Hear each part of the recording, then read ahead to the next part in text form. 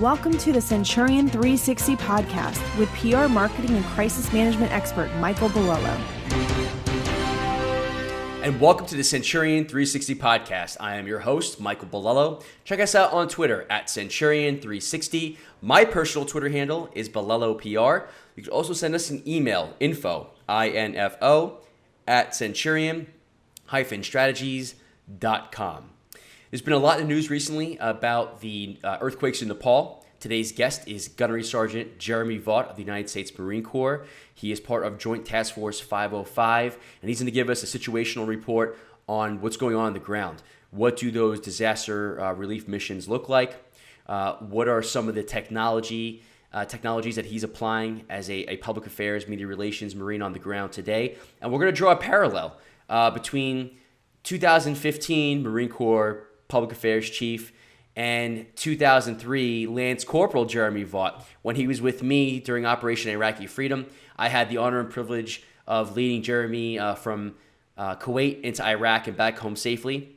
With us were some major media outlets to include CNN's Dr. Sanjay Gupta, other outlets such as Agenzia FA, Al Jazeera, NBC World News. And we'll talk about the difference in again, technologies, the role of a Marine in a combat mission vice a humanitarian relief mission, and we'll also talk about his career progression as a United States Marine. So we have roughly 30 seconds. We're going to be connecting again with Gunnery Sergeant Jeremy Vought, United States Marine Corps, Joint Task Force 505 on the ground in Nepal. Gunnery Sergeant Jeremy Vought, good to see you. How you doing, brother? I'm well, Mike. How are you? I'm fine, thank you. Thanks for taking time to connect with us on the Centurion 360 podcast. What time is it over there? I'm seeing darkness behind you and hearing birds. Morning birds or evening birds? This is evening. It's about 8:50 p.m. on Thursday night here. Okay, so you'll be back home in time for The Simpsons, yeah? That's right. Possibly. Before we even get started, let's go ahead and acknowledge the Huey crash. We recently lost some Marines during this humanitarian relief effort in Nepal. Our thoughts and prayers are with their family. And what I was always reminded when I read this headline was it doesn't matter if it's a combat mission or if it's a humanitarian relief mission, they are equally as dangerous. And so that's just a terrible tragedy. And I also, my condolences to you because I believe some of those Marines belong to your unit. Yeah, absolutely. Thanks, Mike. You come into a humanitarian disaster relief type of operation like this, and you don't ever think that something like this is really going to happen or could happen. And I think a lot of times in our line of business, you forget how dangerous our line of business really is, whether we're training, whether in combat, or whether we're doing something like this. And these guys put their lives out on the line constantly for this country, for the people in Nepal here. So I mean, their deaths weren't in vain. Our hearts and prayers really do go out to those families and to the Marines that their brothers and sisters. I mean, this is a family, like Mike. So it was a tough loss. We had we had 2 pilots, 2 crew chief, and 2 combat cameramen from our team here that were out there documenting what was going on and trying to send that back to the American public and to the world of what was going on. So it was a hard loss. We were glad to get back on with the mission and help the people here. I mean, the Nepalese people lost 8,000 people or more on this. So I mean, while our 6, it's absolutely tragic. They've lost so many, and the way that the Nepalese people and the Nepalese military, for instance, really came to our aid trying to find those guys when they were missing. I mean, they had 500 guys, all up in the mountains on foot, putting their lives on the line trying to find ours. So we can't say thank you enough to the Nepalese as well. Yeah. That's again, it's terrible tragedy. It's something like you said, you aren't thinking about, especially when you're involved in those missions. You're always concerned about, when I get there, what am I going to do? Very rarely do you think about, in transit, this may happen. And I can remember being in the back of aircraft with you, getting hit in the face with hydraulic fluid and thinking there's no way this helicopter's making it, and it does. And then something like this happens, and that was a brand new bird. That was a good looking Huey. And then also we just lost another Marine to a Osprey. Accident. So, and that was a training accident. So anyway, our thoughts and prayers and a ton of respect for what everyone does in the Marine Corps. And as you know, and we learned together, the quickest way to get back is just to stay busy and to get back and continue on with the mission. That's just the best thing you could do. And that's what they would want as well. They wouldn't want people moping around and feeling sorry for themselves. Yeah. So, they died doing what they signed up to do: serve their country, serve the people of Nepal. I mean, their lives weren't in waste, definitely. Yeah, and it's appropriate with Memorial Day weekend coming that we remember not only them but the others who have lost their lives. Absolutely. So, tell me, what's the difference? What's the big difference? I know it's kind of a general question, but we could start. Back in 2003, you and I. We crossed the line of demarcation from Kuwait into Iraq. We had CNN's Dr. Sanjay Gupta and some producers with us, as well as other outlets, Agency FA, Al Jazeera. At the time, Staff Sergeant Rick Langelo, who's been a guest on the podcast, just went to his retirement ceremony, which was bizarre and made me feel old and decrepit. We certainly missed you. We can't wait till you get home so we can catch up and kind of have a round 2 of his retirement ceremony / wet down. But so what's the big parallel then between combat missions, the combat role of the PAO, the combat correspondent, combat camera, and then a humanitarian mission? What's the big difference? Well, I mean, obviously, there's definitely some similarities where we're there to tell the Marine Corps story, tell the military story of what's going on there, and document that for the American public. To show where the taxpayers are really going and what's truly happening out there. It's also for historical archives, so important that we have all this stuff. And then lastly, to help the media out. Obviously, with public affairs, we're here to assist the media in getting our messages out and our imagery out, and they're a vehicle that we use, obviously, in PA and NPR. Differences with a humanitarian operation, combat operation. I mean, humanitarian operation, very little that's classified at all. So, I mean, really as public affairs, we can pretty much go out with, anything and everything that's happening. Obviously with combat operations, we do need to be a little more mindful of what we call OPSEC or operational security. So that's where we do need to keep that in the back of our mind, whether we have a media embed or doing interviews or putting out information of where our units are going and things like that. At the end of the day, it's to tell the Marine Corps story and get that story out there. So there's not a huge difference between the two, but there are some differences. Interesting. Yeah, and I guess with the humanitarian effort, typically you're responding to an act of God, so to speak, right? An earthquake, a mudslide. And the Marines are very, very good at that. But I can imagine putting myself back in some of those roles that we played together. As a PAO, combat operations, OPSEC was always at the forefront of anything you did because the media was always curious. They always wanted to report on location. That's just in their nature. They're used to that when they're standing in a news truck next to a traffic pileup on I-10. I'm here at I-10, so they always want to start off with where they are.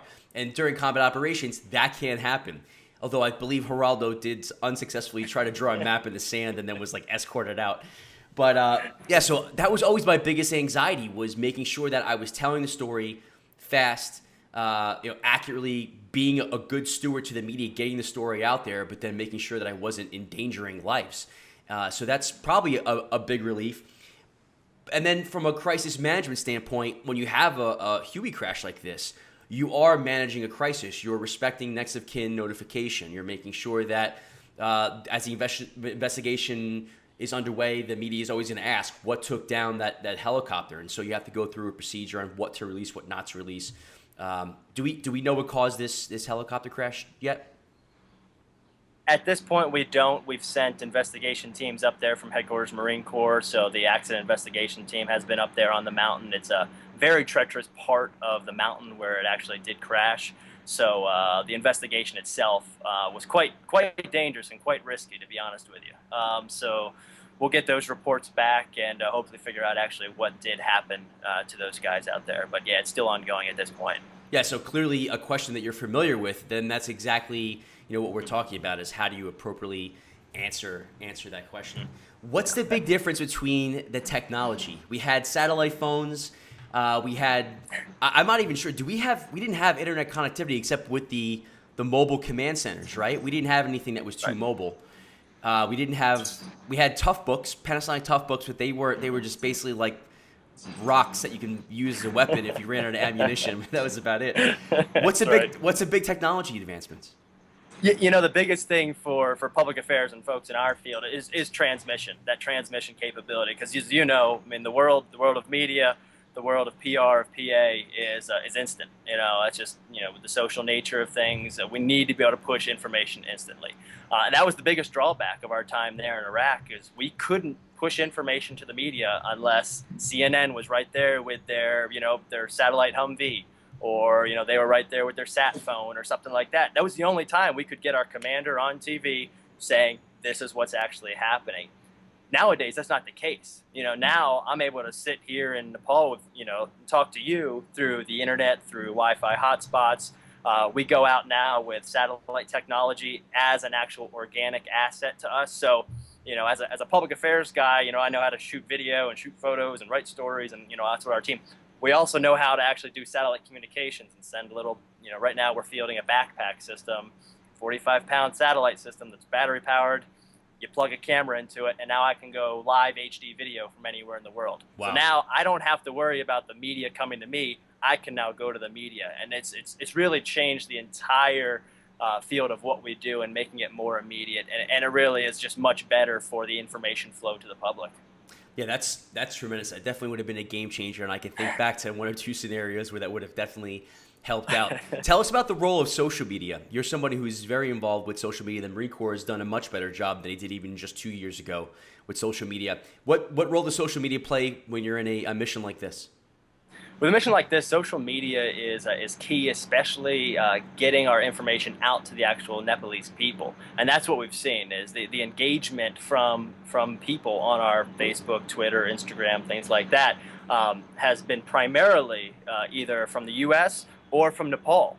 So we're seeing, people in Nepal thanking us for what we're doing. We actually got direct messages even before we got on ground. We were receiving direct messages because they knew we were coming out there. We were receiving direct messages on Facebook with GPS coordinates, pictures of landing zones, information of what was needed at that particular location. I mean, so from an operation standpoint, social media is even a big deal. Wow. When the helicopter was missing, we were monitoring Twitter. There was so much information being put out there by the Nepalese military, by civilians, by reporters, things like that. I was up in the COC, the Command Operations Center, actually going through Twitter feeds and reporting to the boss, hey, this is just reported on Twitter. And then they would go and have the intel guys and people like that go check out those claims and things like that. There were a lot of false claims and things, unfortunately. But it's very, very important. It's one of the biggest ways that we get out our messages to the people, to the actual prime, people that we're trying to touch is the Nepalese people, letting them know we're here to help. Their government's here to help, and that's what we're doing. Yeah, and what's the return on investment, if you will, of the goodwill? Do you see it building much more immediate trust because they aren't, perhaps the Nepalese people aren't so concerned about, well, who are the U.S. Marines? What are they doing? How do I get help? Does it make it easier to connect with the host country? Yeah, absolutely. They can see our videos, they can see our photos. We do so much with personalities and things like that, or individuals. We're not just an organization of Marines and sailors and soldiers and airmen. We're individuals. We're Jeremy and we're Mike and things like that. So when people see that, they realize it's more than just a government. It's individuals out here that want to be out here, that fought to get out here to help these folks. Another thing on the social media is, one of the things was research. So we looked at, what were the trending things on Twitter before we got out here? The hashtags and things like that when you're starting to do your social media research. So the hashtag We Stand with Nepal was very, very big. We were seeing that kind of come in the social media realm. So we really built a lot of our strategic communications around that. So almost all of our things that we put out all had that hashtag on it. We took it the next step further, is when our commander went on press conferences, press releases, things like that, that terminology was still all in there, that we stand with Nepal. And it was something that was all the way put down to our individual pilots and people that were being interviewed by the media and things like that. So it really helped drive that individual mission, that we stand with Nepal, and that very simple but strong messaging that really we got from social media that we were able to continue on And the ambassador of Nepal loved it. The U.S. ambassador to Nepal loved it. He went out with it with his own "We Stand with Nepal" video and things like that. So it's very, very, very rewarding and effective. Wow. So message continuity, integration, that's excellent. So how does it make the commander's job easier when you know that you're leading with social media, you're prepping traditional media, new media, they're getting the message, they're better to perhaps formulate questions, be a little bit more concise. How does that benefit the commander when he or she is interacting with the media? We're able to gauge, I would say, the media a little bit more. We're staying up on what they're reporting on both social media and traditional reporting. So you're able to prep your interviews a little bit better. But all in all, I mean, information flow is very, very vital to a commander, whether it's from intelligence gathering to social media and what's actually happening out there. Knowing what the populace, especially the populace here, is thinking about our Marines, about our mission, about our task force. If we would have had a problem, we would have known about it via social media, and that's very, very important for him to know any certain potential issues that might be coming up that we can address either through communication or through operations. Yeah. Obviously, when I work with you, I had a tremendous amount of respect and trust for you, and I would always sort of ask you to be or empower you with your own decision-making capabilities if it was appropriate. Are you having to get clearance before you post anything to social media, or are you aware of the guidelines and there's an understanding and trust that what you're putting out there is sort of is accurate? Yeah, for the most part, we have some pretty good leverage here. This is a U.S. PACOM operation, so U.S. Pacific Command out in Hawaii is the folks that are actually in charge of our whole organization and things like that. So there is a lot of content flows that need to go up through them to be released first. And we work very closely with USAID and the State Department as well, because they're the folks that actually bring us in. They're the folks that constantly task us with doing this mission and that mission. That's who our taskings come from. Right. So there's a lot of things that go through them, a lot of coordination on the public affairs side. For the most part, though, on the social media side, we're pushing everything that's already been released. And we have a lot of leverage with that and autonomy when it comes to those types of things. And then also engaging back with the audience. Okay. Yeah, I remember during Operation Iraqi Freedom, we were given guidance on what was appropriate to shoot by way of video and photography. And that carried over not only to you as a combat correspondent, but also to the media. So you weren't allowed to photograph prisoners of war, or it just wasn't appropriate. But it's in my opinion, it's not the most effective way to tell a story, to really capture the images. I mean, if you look at some of the Pulitzer Prize photographs in the museum here in Washington, D.C., the most powerful photographs are perhaps the most graphic and gut-wrenching, because that's what a photograph is. It captures and it evokes emotion. What are you seeing there by way of injuries that you perhaps want to photograph to show the destruction, the devastation? But what are the guidelines as to what you can show and cannot show? Yeah, I mean, our hire obviously is aware of that and doesn't want to show so much destruction. And the big reasoning behind that is the media is already showing it. The people see all the devastation. What does another photo or another video from us going to really add to showing that sort of destruction or that distress and things like that? Obviously, we were here. We weren't here for the first earthquake on the 25th of April. But we were here on the second, the 7.4 magnitude earthquake on the 12th. And that one, I had guys in the streets actually driving when that struck, and they got immediately out and started taking photographs and things like that. We had guys on the flight line as well that they were bringing in, as soon as that earthquake hit, our helicopters were going out into all those rural areas and picking up casualties, CASEVAC missions to bring those folks back. Obviously, we were shooting that stuff. We had to shoot that stuff. Some of those people were very injured and things like that. But once again, it told the story. We do it with respect, to the folks and things like that. But at the end of the day, that is a very big part of the story, an emotional toll, and really shows what our service members are doing for these people. Yeah. So there's a balancing act. Understood. So basically, anybody over there with an iPhone or Galaxy, whatever phone they have, they've got HD video.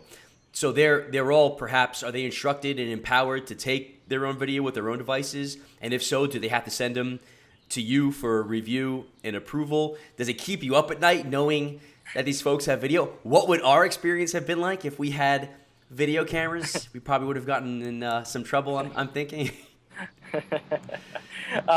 Yeah, you know what? We didn't think about it too much on this one. I know we've talked about it past in Afghanistan and things like that. There's been certain little bans or things like that of guidance on people's individual. For an operation like this, we don't have to worry about that too much. I mean, I think as much as we can show what's going on, there's not a whole lot to really worry about and stay up at night. I think at the end of the day, pretty much any of the imagery that our own Marines are going to capture, that kind of user-generated content, Right. Will actually be helpful, tell you the truth, to tell the story. Yeah, no, I agree. And if there's a way to channel that, encourage people to shoot it, but they give them a channel to go through to get the review and approval, could be good. Gives you a ton of content, and sometimes the best stuff shot is shot by amateurs with no intent of ever publishing it. And clearly, Oh yeah, you know how to some of our deliver best, that. some of our best stuff came from some of the pilots and crew chiefs that had some GoPros on, and that was some of the most popular footage that you now see, and when you flip on CNN and NBC and then all the media outlets, because we obviously used all that stuff. Yeah. I totally would have had a GoPro strapped to my helmet in 2003 if they had them. Yep. That would have been awesome. So speaking of the museum, I'm up in Arlington, up in our nation's capital, and on the weekends I'm trying to hit one museum every weekend until I hit them all. And so I just finished the museum, and I went specifically was interested. I think it's on like the 4th or 5th deck level, the 2003 embed section, and some of it was cordoned off. I don't know why, but I was drawn to this, an introductory display. And it said that it showed you the progression of the media friendliness of the United States Armed Forces since, and it went from like Vietnam, but then it went through Grenada, and then it went to Desert Storm. And with Desert Storm, there were only a few media outlets that were credentialed and allowed to even attend the press conferences. Nothing like we had in 2003. So then when I get to 2003, it says this was the first media embed process where media were actually granted access and embedded with combat units and then sent forward into Iraq. And then just out of nowhere, unsolicited, it says critics of the embed program say that journalists lost their independence to report. And I don't understand what they mean by that. Independence of what? Independence of their emotions? That they weren't back in an air-conditioned building and so what I took from that was, first of all, it's not accurate. They were able to report on anything. They saw everything that we saw, good and bad, which quite frankly put us in a bad position sometimes, especially when you came across collateral damage. There wasn't anything you could do if civilians were coming in wounded. You couldn't say, "Hey, look over there. Don't look that way." You couldn't do that. So I don't understand what they meant by we restricted their independence to report. But the only guess I have is that when they came home, they realized, because they are human, that perhaps some of their reporting was slanted because they had an emotional attachment to the mission, to the men and the women in those units. They were in fear of their lives. They were scared at times, and we were there to protect them, guide them, shelter them. We had producers going hypothermic. We had reporters get wounded, injured. So there was perhaps an emotional affinity that skewed their reporting, and maybe when they came home, those who didn't get embedded guilted them somehow. What's your take on that? When I read that, I couldn't believe it. Yeah, I've kind of seen that before, and I think I remember doing a little research in one of my classes about some of that. And you could say that potentially there was some loss of objectivity at times like that. I mean, I guess you have to think, if there's a riot and the media only embeds with the police, they're getting one side of the story, but if they embed with the protesters, that's the other side of the story, right? So, I mean, obviously with Iraq, with it being so dangerous, they got that side of the story of, the military, and they were protected and things like that. And I think, like I was saying before, we're an organization of individuals. I think a lot of media, when they first come out there, especially, potentially new media, they just look at the organization as the organization. We're a fighting force, we're the Marine Corps, we're the U.S. military, and we're this big juggernaut, and that's it. But when they embed and they spend time, especially when they spend a good amount of time, they get to know Mike, they get to know Jeremy, they get to know Tom, and he's protecting them, he's taking care of them, he's getting them what they need as far as interviews and things like that, and a relationship bonds. And I think anybody who's even done a documentary, and that you've spent a lot of time with your characters and things like that. Losing objectivity is quite easy, I think, to a degree, because you really start seeing things through their eyes, and but at the same time, you're telling very compelling stories because now you're getting to that human level of this conflict. So Right. there's pluses and minuses. I think a good journalist will still be able to write on that human level, but still keep his objectivity. We saw in Afghanistan when I was there in 2010. We saw the media embeds being much shorter. So you'd send them out, they'd want to go out, with a unit for a week or, a few days type of thing. We'd give them access, they'd get their story, and they'd leave. So, that was kind of the embed 2.0 type of thing from the Iraq War. Yeah. And what was the difference between Afghanistan and Iraq beside the duration? Some of the reporting was, I think, a little bit more objective. At times they were very quick to be critical of the mission, whether you agree with that or not. Do you think that was because they were shorter embeds? They weren't as worn out, so to speak, as they were with us in Iraq? Yeah, I would definitely probably go with that. Yeah, I mean, when you spend a long time with a group of infantry Marines, you get a certain feeling and things like that.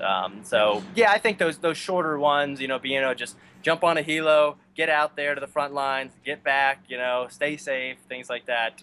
Definitely, change, I think, how you perceive war. Right. Interesting. Let's go to what you're carrying. So in not in Nepal, but in Afghanistan. So 2003 Operation Iraqi Freedom. We have M9 Berettas. Right. We had M16A2 assault rifles. I believe I had maybe 4 grenades, and then we also had an AT4, if you remember, Right. that we were passing around and sharing the responsibility of carrying that thing around. What were you using in Afghanistan, and then what would you be using today? So in Afghanistan, I had a M9 as well, the Beretta service pistol. Then we also had for the service rifle was the M4, so smaller stock, a little more collapsed, scope on it. So just a newer, better version essentially of that M16A2.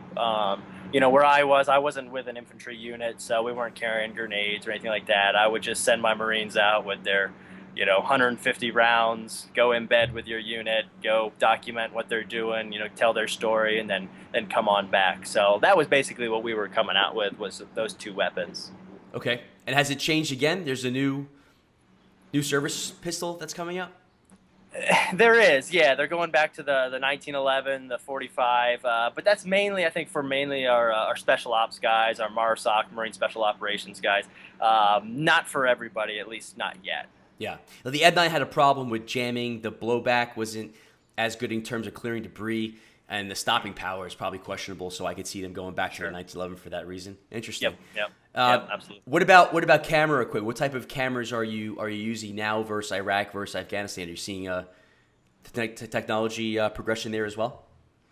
Oh, yeah, absolutely. I mean, we're running around. Most of my guys are running around with Canon DSLR cameras, 5D Mark IIs, these types of cameras, where they're able to shoot great photos and then some beautiful, HD video as well. I mean, they're making movies and commercials with these types of cameras. So the image quality is just bar none. And now we have the transmission capability that way we can actually send this video out, get it to the media quickly. It's no good shooting HD video if I can't move it. That's where that transmission capability comes in. We have video cameras as well. That we send out there, but we even deployed out here with a drone. We didn't get authorization to fly it, but the technology is shifting so much. At the end of the day, though, now everyone's running. Who's trained at flying the drone? Please tell me that you're not flying the drone. I have a staff sergeant who can fly. He's got his own drone, and we have our combat camera guys that have a government drone. Wow! And, they fly it. Yeah, Now, yeah. is it But a at the end of the quad? day, everyone is running around with one of these, and there's so much technology, in your iPhone, in your Android, anything like that, that one of our videos that one of my guys took, it was the very first search and rescue Huey that took off from the airport to go find our guys when they first went missing. I told him, hey, I had my photographers shooting their nice cameras. I said, I want cell phone footage of this and send it to me ASAP. So he sent it to me ASAP. We got it out to the media quickly. It's been used over 6,000 times Wow. within broadcast media. I mean, Off just an iPhone. amazing. Yeah. Yeah, off of a phone. Yep. So I mean, at the end of the day, everything takes great quality, but the transmission capability is the key. Tremendous. So that was a Nikon contract back in the day, wasn't it? It's now. When do you guys switch over to Canon? That's right. Yeah, they switched over to Canon maybe a few years back, 3-4 years back now. Those are great lenses for sure. Canon, but it's a superior camera. Yeah. Yeah, absolutely. I mean, I think I don't know what the deal was with going from Nikon to Canon or what, someone's personal preference, Mac to PC, whatever the case may be. Right. Everyone seems to like the Canons now. Yeah. So let's go back a little bit more about you. Obviously, I know you well, but I want to sort of talk about your progression. So when did you know you wanted to be a Marine? Oh man, I was in high school. I didn't know what to do with myself. I was big into acting and singing and things like that, and realized that I wasn't any good to make a career out of it, and I didn't want to be a waiter the rest of my life. Now, I'm going to stop you right there real quick because I have to say something, and I'm just trying not to laugh. But, Please don't. But I remember, you just reminded me of something. I remember in Kuwait in 2003, we turned the radio on, and we're picking up, was it BBC One radio? It was BBC. Sounds right. It was BBC into Kuwait. And do you remember the first artist that they introduced on BBC Radio and the first song? Because I do. And you remember? I have no recollection of that. Do you remember the introduction? Because I'll do it for you right now. We turned the radio on. I believe that would. This blonde hair, blue-eyed white boy topping the charts, Justin Timberlake. And we lost Cry Me a River. That's right, Cry Me a River. And that's when I quickly found out that you could neither dance nor sing. So I'm very pleased that that's exactly what happened. So, did your principal sit you down and be like, listen, Jeremy, I saw you at the talent show. You should go talk to the recruiter. You're terrible. Or did you have enough self inventory responsibility as a 17-year-old to do it yourself? You realize when you're from a small town where I was up in northern Pennsylvania, you can be mediocre at things and be the best in the town. Right. All right. And that's where I was with acting and singing and soccer. I was captain of the soccer team. But when I went out state to, regionals and states things, I realized I was getting killed on soccer and getting killed on acting and singing. I wasn't as great as I thought I was. Right. So that was the realization. So I said, okay, well, I need to do something. And, the Marines were the first recruiter that came to me. I really liked what they had to say. They had this public affairs program, this broadcast journalism program. And, I was like, well, let's give it a shot, see how I like it. And came in, 4 years, loved it, deployed with you to Iraq, loved it. And been here ever since now, 14 years later. Amazing. And, I can't complain. It's really been good for the family, been good for me personally. I've just enjoyed it. Awesome. Tell me about the role of the staff NCO, Vice, when you were just a Lance Corporal and you were only responsible for yourself. Yeah, things were so much easier back in the day. I bet.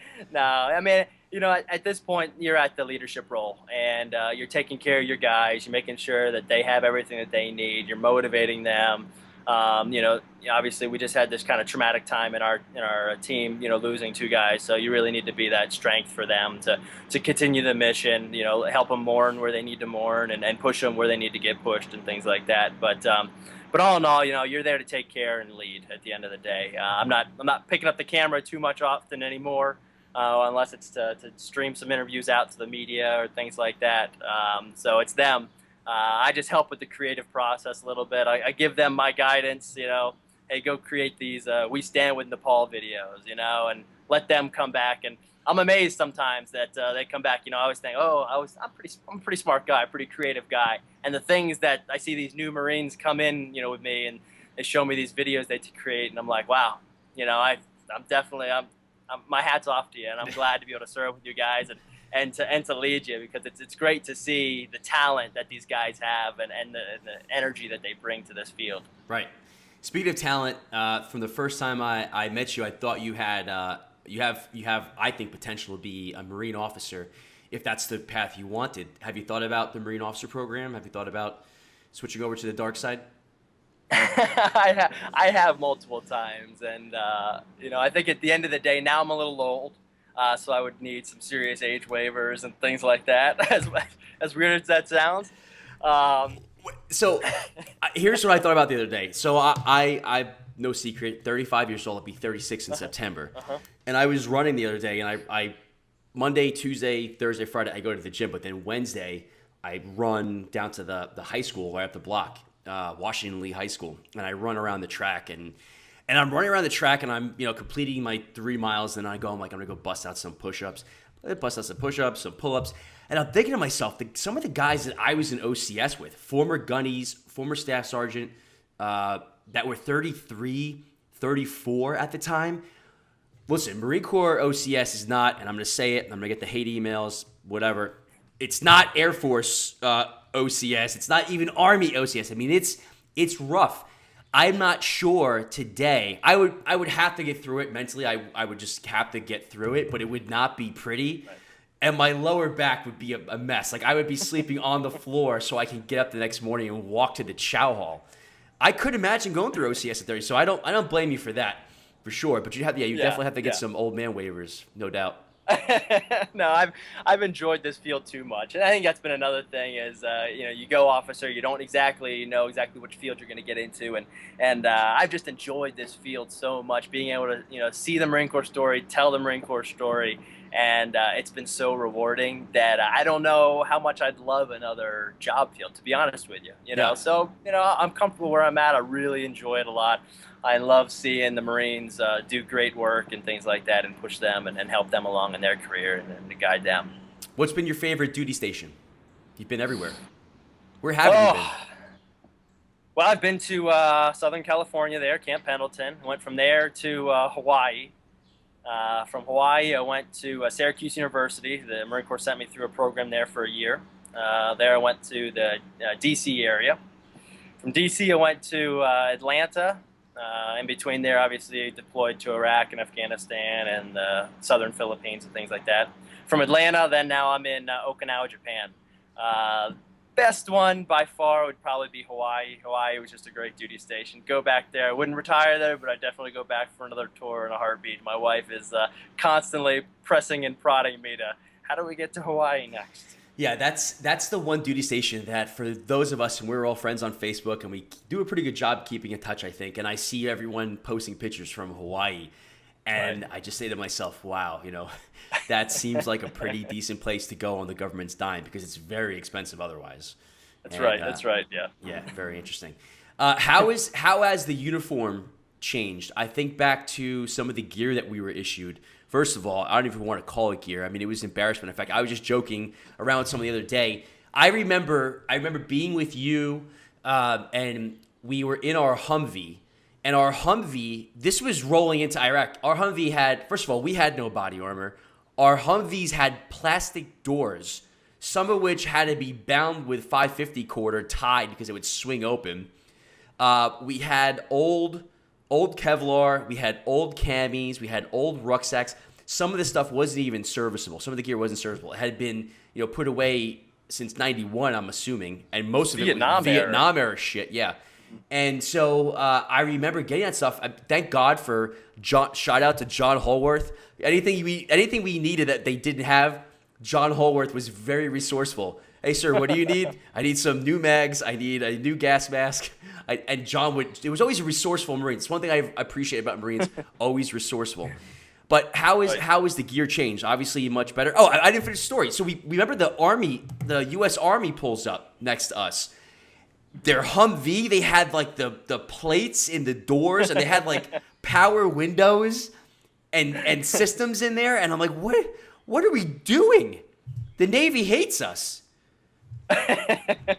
It was quite interesting. It was embarrassing. When you think back at it, going in there with no armor, basically a flak jacket, plastic doors on the Humvees. I mean, man alive, we went in there. I mean, I can't imagine, because now when you go in, when I deployed to Afghanistan, goodness gracious, I had bulletproof, vest, ceramic plates on my front, my back, on each one of my sides. I mean, Wow.